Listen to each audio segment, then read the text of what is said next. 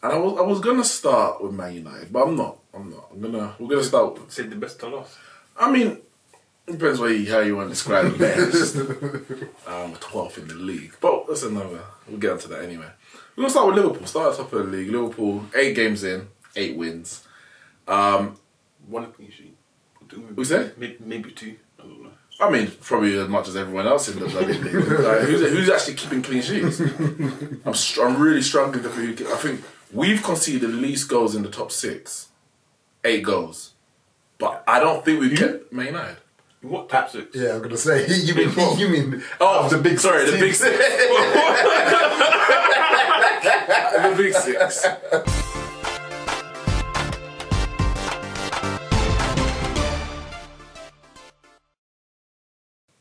We've conceded 8 goals, and I don't remember us keeping many clean sheets. So we conceded like 8 goals, and I don't know who's getting clean sheets. Man City ain't getting clean sheets; they're getting touched. It's different, yeah. It's mad. But yeah, Liverpool 8 wins out of 8, and I know we've been in podcasts early in the season, and you made bold statements like Man City have won the title, it's over, and come the end of the season, you were right. What I'm gonna say, this title race is over. Liverpool are Premier League champions 2019-20, and nothing. Come the end of the season, you will be wrong. Nothing gonna convince me otherwise, other than seeing Man City lift the Premier League title, because I can't see any way that a Man City are gonna catch this Liverpool side. And it's not even to say, this Liverpool side is great, because they are very good. They're the champions of Europe. They got 97 points last year. They've started this season very well. Their key players are on form. And on the flip side, Man City lost company in the summer, didn't replace him. Mostly they tried through Harry Maguire, didn't get him, didn't replace company.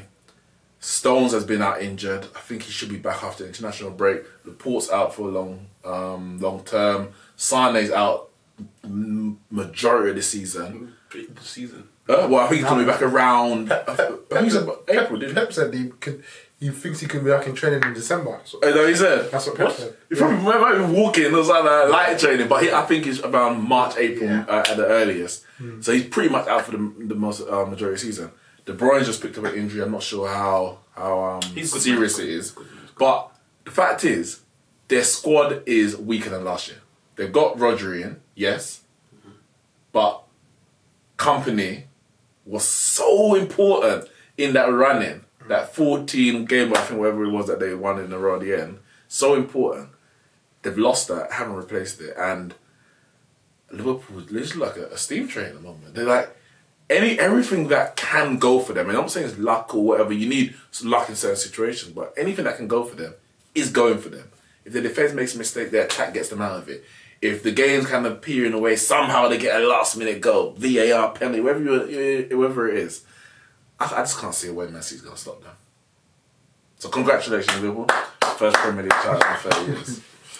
Thing is, I was saying to Carl on the way here, I was so close to predicting Liverpool to win the Premier League this year. I was literally so close. The whole summer, if you asked me my prediction, I would have said Liverpool. Damn and dust, easy. Liverpool, they're going to win it. They're going to come back this year, right their wrongs.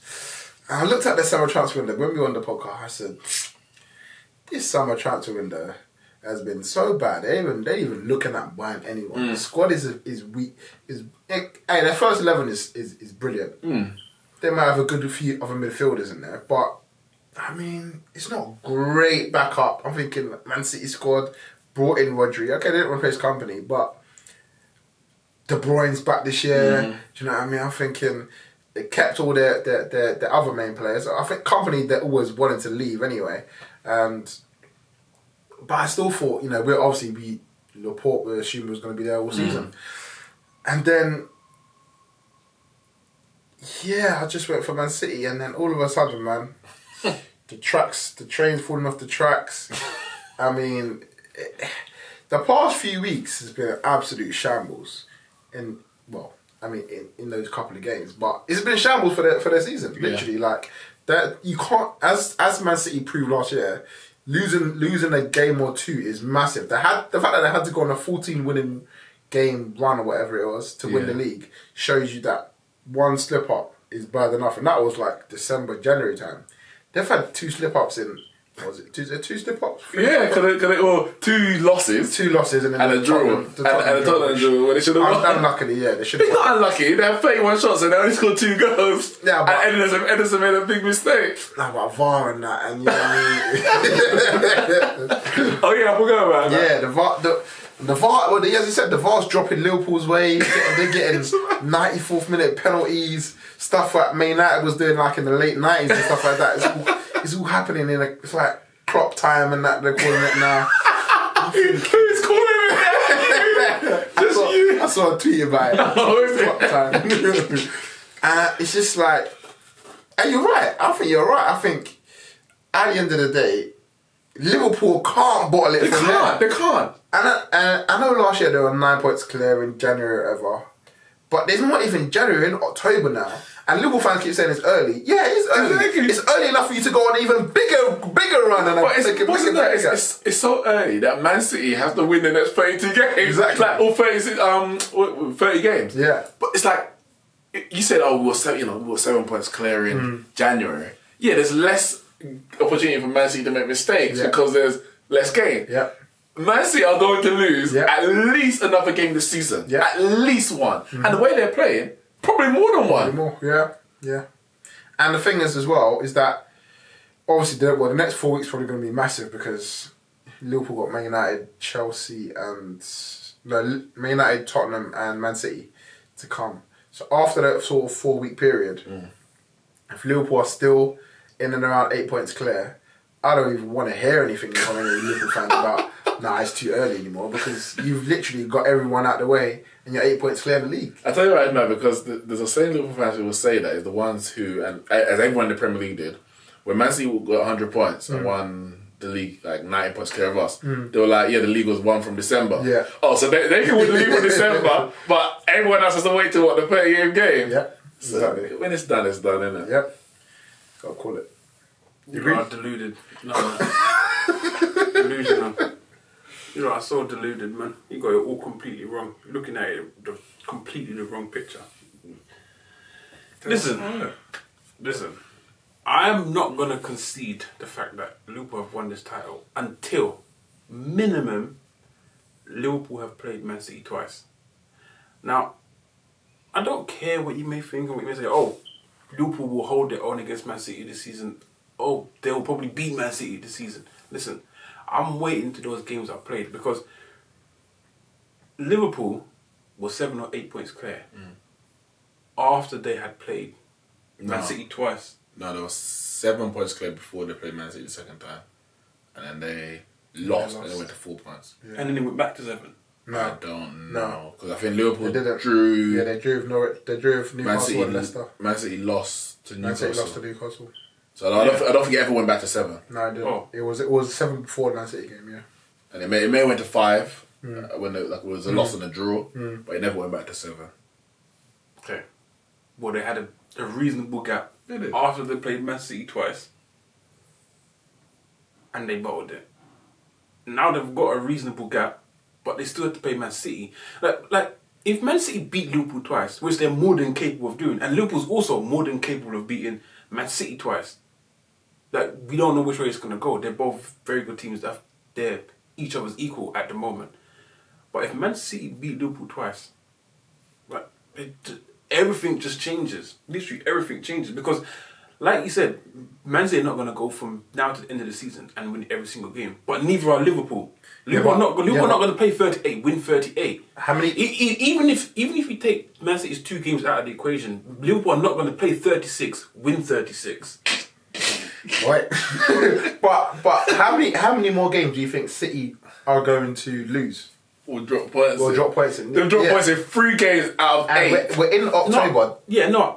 But that's what I'm saying. For me, this season more so than the last, the 2 games against each other is literally title decider. Whichever, if Man City don't win those games, then I can quite easily say, no, Man City's not winning this title. Of course, they'll be 14 points clear. Yeah, but can't forget the other game. If let's just say they go into this game and Liverpool are 8 points clear, If Man City beat Liverpool, they go to 11 points. So if Liverpool beat Man City, they go to 11 points clear. What are you waiting for the other game for? What are you waiting for? In November, they're 11 points clear and they've beaten Man City once. A Man City win is only going to bring it back to 8 points. Just let it. No, not what situation, man. We have to wait and see it. Do we, Kyle? But what I'm saying is, if it stays at 8-point distance, right? And let's just say, week in, week out, whether they lose, draw, or win, they match each other's result. And it stays at 8 points till they play each other. Man City win those 2 games. It goes back to 2 points. Man City will win the title. Have Man City got it in them to do what they did last year? Yes. Because they were 7 points behind. Not right now. So they were 7 points behind, and then they went on this 14-game winning run after the Newcastle loss, which was, I think, in January. Yeah. Have they got that in them to do this year and catch Liverpool? I don't see it. Not right now. I don't see it. Right, if they're gonna do it, it's gonna be the back end. It's gonna be when Laporte comes back. It's not gonna be whilst Otamendi, Stones, and Fernandinho are in that back and they get run around by Adama Traore.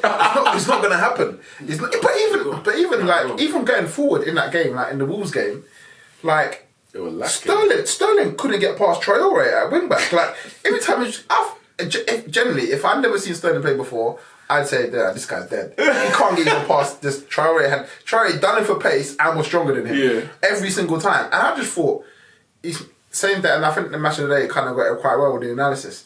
They're forcing Man City to go wide and cross the ball into Aguero, who's never going to rise above these big centre backs and win his headers. Yeah. And it's getting cleared out. And it's like Norwich were doing the same thing, and you started to think, wait a minute, the smaller teams have kind of got a little something going on here because they're struggling with this. They're struggling to break teams down. But the thing is with that, because they didn't have De Bruyne, and they didn't start Bernardo Silva. Yeah, exactly. So when they've got the full team, you can push them wide, but it means they're going to leave gaps in the middle, and they'll exploit you there. But as I said, De Bruyne, well, I don't know how serious it is. But again, I'm saying Liverpool's won it. But in a hypothetical situation where Man City are in a title race, it doesn't actually exist. But let's say in a hypothetical situation where Man City got a chance of winning 3 in a row, yeah, sure. So when Man United when they licks Liverpool, Man United licks with nobody ever, and then it goes back to 5 points. What are you going to say then? Ollie's at the wheel. In the man's had to save his job. In a hyper situation where Man City have a chance of usurping Liverpool in the Premier League, they would have to. De Bruyne would have to be fit all season, and we can't even guarantee it. We can't guarantee it. And Liverpool will have to get injuries. Liverpool have not got, and we've said it before that Liverpool. They're gonna have to get at some point. I beg to differ, but maybe they don't. Liverpool haven't had any injuries last year. The season before, the keeper's bucked. He's back, and he's back in a minute. He's back in maybe a game or two, and they've won 8 out of the 8. But I'm talking about, for me, it has to be either Van Dijk or I won't say one of the front 3. If the one is Firmino, then it's crucial. If the one is one of the Mane side, they can do without for a certain period. Because they got Rigi. Whatever in it, but Firmino is so key in that. So if for me Van Dijk or Firmino are out long term, then Liverpool will struggle in certain games. If they stay true to form in the last few years and not get injuries to those key players, I can't back against them at this stage. I really can't. A long-term injury to Trent and Robertson might hinder them as well. It's a lot they're hoping for. Man City have got these injuries. Like Laporte is out, Sané is out. No, for me, it's like it was naive of Pep to go in and play Wolves, right? Because you're playing at home, he thinks he can leave certain players on the bench. Like he started Gundogan. He still doesn't learn over Bernardo Silva. Like for me, it doesn't make any sense. Like. You know that from last season, right, where you had to go on like a 14-game madness to catch Liverpool and only to beat them by 1 point. You know that this Liverpool team is resilient and they're not going to give up. You can't allow them to pick up pace and get a gap over you So he's chosen to rest. He hasn't got Kevin De Bruyne. You played Bernardo Silva. That was your best player last season. Bernardo Silva's got a racism charge hanging over him, but he can't afford to be the That's a mad thing. Because if he's out playing a serious Milan for time, say 6 games, like for example, what did John Terry got 4? Or was he 6? I think he got 4. Suarez got 8. Let's say he gets, say, 4 between 4 and 6. That's a lot of games. 6 games, a lot of games. And then they're playing Liverpool 4 games time. So it is rough. It is, but I think they'll pull through. Honestly, if they get like one more long-term injury, like the feeble Aguero, if he goes down, then boy, it's lights out. It's lights out. Or even Kevin De Bruyne, but I think that Kevin De Bruyne's back next game anyway. No, he might be. Yeah. But for how long? Yeah, that's part of it. He just needs to stay fit long enough. He needs to stay fit long enough until Laporte comes back, and that's it. He's just done. But Carl, the problem is these little niggles that he has out for one game, they lose it. It's not even like they can manage a vibe. All of a sudden, they can't even win one game that he's out for. And it's like, last year they were kind of doing without him. This year, it's like... No, but that's because it's a difference. Because this season, right, it's Sane's out, Laporte's out, Stones is out, and Mendy's never there. So you got way more players out than last year. Last year, Kevin De Bruyne was out, but they had Bernardo, they had Sane, Sterling, they had Stones, they had Laporte. All their players were there and available, so they could carry the absence of Kevin De Bruyne. They can't carry the absence of Kevin De Bruyne when none of these players are there. You've got Zinchenko playing at left back. You've got Fernandinho playing centre back.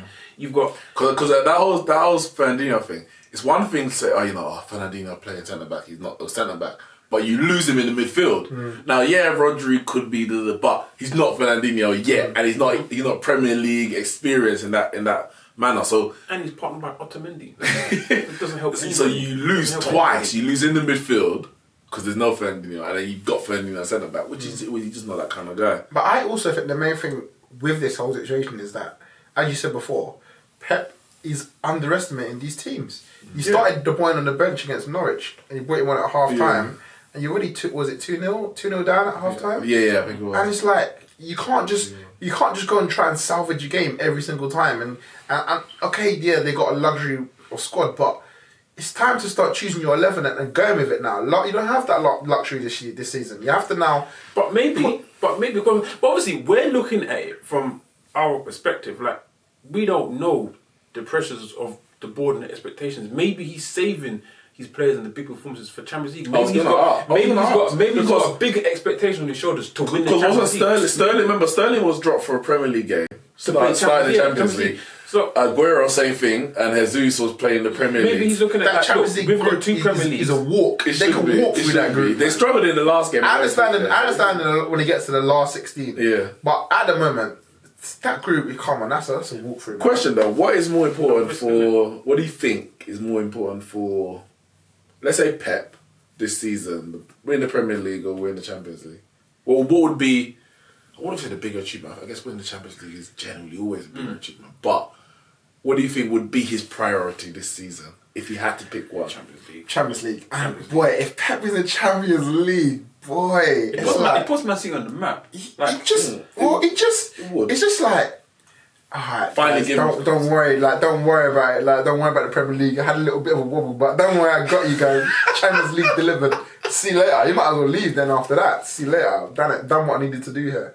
But that's a big ask. From a Man City fan perspective, I'm assuming they'd want the league more than the Champions League. And I know that's what they all say. But even if they didn't say that, I'd still think the league, only because they'd be the second club to their rivals, their neighbouring club, Manchester United, of winning 3 Premier League titles.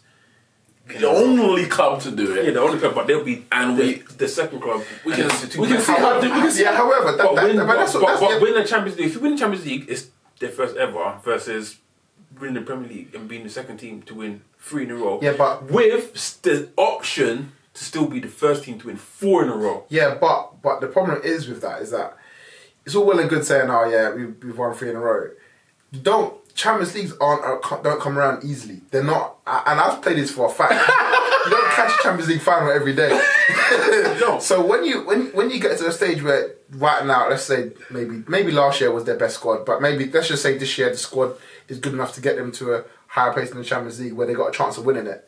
for me, Do you rest in the Premier League? yeah, because looking back, okay, you won 4 or 5 titles in your era of that year, but you didn't win Champions League. Whereas you say, okay, yeah, we won 3 or 4 titles in that era, but we got Champions League as well with it. And who knows what's gonna happen in the next 10 years? Man City might be down with, I don't know, Man United. You gonna say that? struggling to get to Manchester clubs. Yeah, struggling to stay in the Premier League or whatever, and never be challenging for the Champions League. So for me, like the way I look at it, even when we got into Spurs, but when I look at Spurs and I'm thinking the massive impact of not winning that Champions League going forward. When you look back, thinking what could have been the whole time, they have to grab their best squad and just nab that Champions League, man. They have to nab one.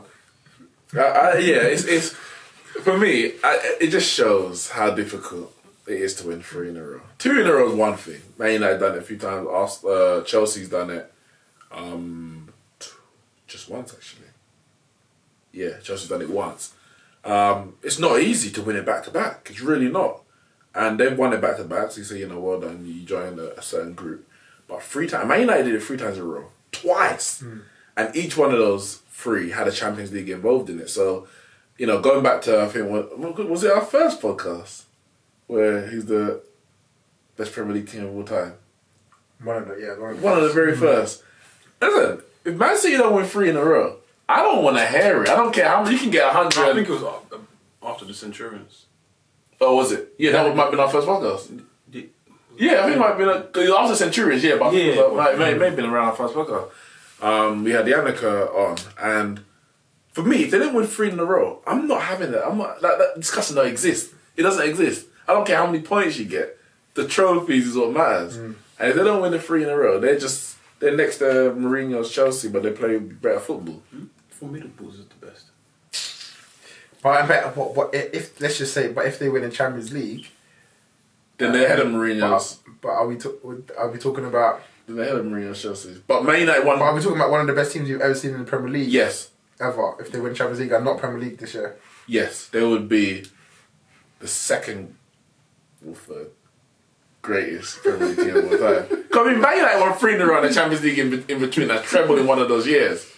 So they can just win a Champions League and forget about every other trophy. You say, okay, well done, in that period you were one of the best. Arguably top 2. Arguably. But, listen, I need to see them trophies. And I ain't talking about the League Cup and Community Shield. They won 4, man. They won 4. Now they're formidable.